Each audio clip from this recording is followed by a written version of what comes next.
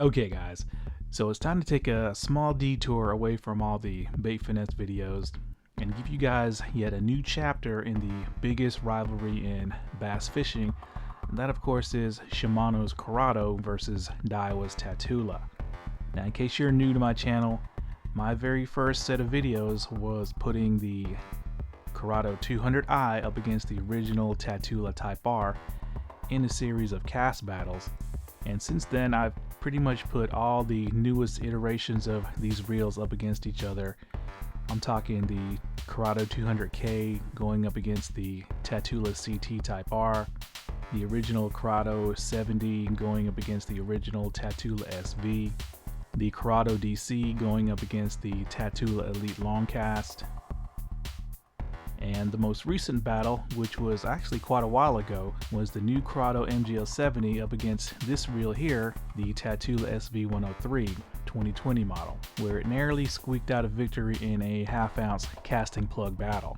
But since Shimano for some reason jacked the price up of that MGL 70 to $230, it puts it out of the price range of the $199 SV 103. But luckily for us, they came out with the new MGL 150, and I'll have to say that this battle, at least on paper, is the most evenly matched battle yet between a Curado and a Tatula. And in the past, one reel usually had an advantage over the other when it came to either spool weight, line capacity, spool size. But on paper, these two match up almost exactly the same. Now they are priced the same at $199. They weigh the same at 6.6 ounces. They have the same size 32mm diameter spool, so there's no advantage for one over the other there. Now the empty spool weight is almost identical as well, with the MGL 150 holding a very small 0.2 of a gram advantage, but the MGL 150 holds a little bit more line, so when the spools are full of line, the advantage actually goes back to the Tatula, where it holds about a 0.7 of a gram advantage over the Curado. So once again, virtually even specs across the board. There's no real advantage one reel has over the other, but let's not forget that the Tatula has the T-Wing line guide. Now originally the plan was just to do a casting plug battle between these two, but at the last minute I decided to do an extra battle throwing a reel lure, which is of course going to give us a better depiction of the performance of these two reels against each other. But first, let's get to the casting plug battle, which was a 1/4 ounce this time instead of a 1/2 ounce. Now the rods I used for both of these battles was not the ideal rod. They were the 6'8" Shimano Convergence medium heavy rods. They have a lure rating I think of 1/4 ounce to 3/4 ounce. So at least with this casting plug that weighs a 1/4 ounce, the reels, spools, and braking systems will have to do their fair share of the work. Now both reels are filled with 10-pound monofilament, and let me show you the casting footage.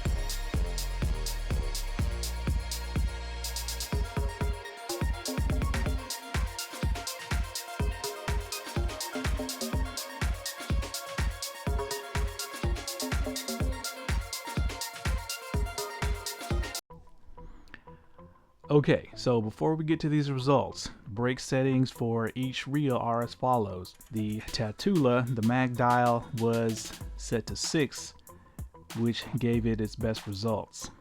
And the spool tension is just like it was from the factory, which is pretty loose.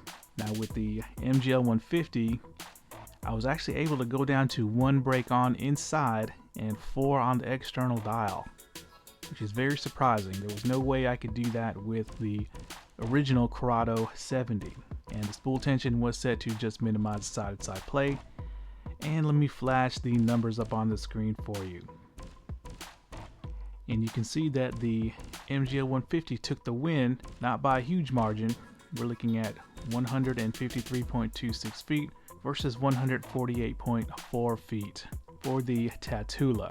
Now I have a standard here on my channel that if any reel can average over 150 feet or 50 yards with a 1/4 ounce casting plug, then I consider it to be an elite reel. So in this situation, it looks like the MGL 150 is an elite reel while the Tatula SV is not. Now if I was using my regular rod that I would use for this test, I think both reels would probably gain at least 5 foot, but unfortunately I couldn't find that rod. So now that the casting plug results are done, let's get to the more important battle, and that is with a reel lure. And I chose to use this little, I guess, medium diving crankbait here, and this crankbait along with the snap swivel weighs right around 12 grams on the scale, so right in between 3/8 of an ounce and 1/2 of an ounce. And let me show you that footage.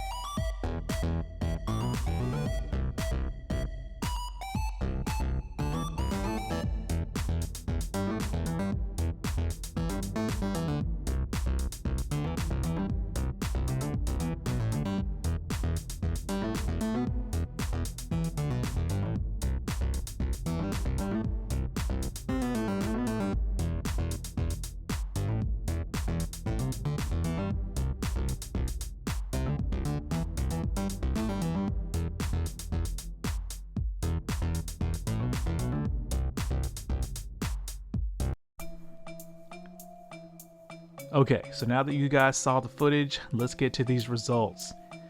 And as you can see, taking the win is the MGL 150 with an average of 120.48 feet, while the SV 103 averaged 110.13 feet. And let me expand a little bit more on this.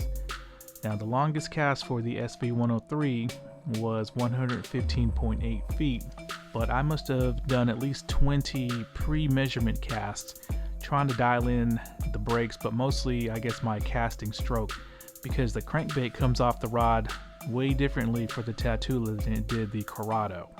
I was trying to get the perfect mix of a line drive cast and a higher trajectory cast, but with the Tatula that was extremely difficult, and the long cast of 115.8 feet was a line drive cast. And it's kind of funny, I noticed very similar results when the 2020 METANIUM took on the ZILLION 1000. The crankbait seems to just pop off of the rod or fly off of the rod for these MGL reels a lot better and easier than it is for these SV reels. But I'm going to go ahead and put up the results for the ZILLION versus METANIUM battle. Now granted, that was with a more appropriate crankbait rod, but you can see that both of those much more expensive reels easily dominated their cheaper counterparts. Okay guys, so we have 2 battles down with many more to come, but both battles were won by the mighty MGL 150. Now feature battles include weightless Senkos, 1/8 ounce minnows, lipless crankbaits, and big topwater lures. So while the MGL 150 may have won these 2 initial rounds, the Tatula SV could easily take any of these other upcoming battles to come. But I just had to put these 2 up against each other as soon as possible because they are direct rivals. Alright guys, thanks a lot.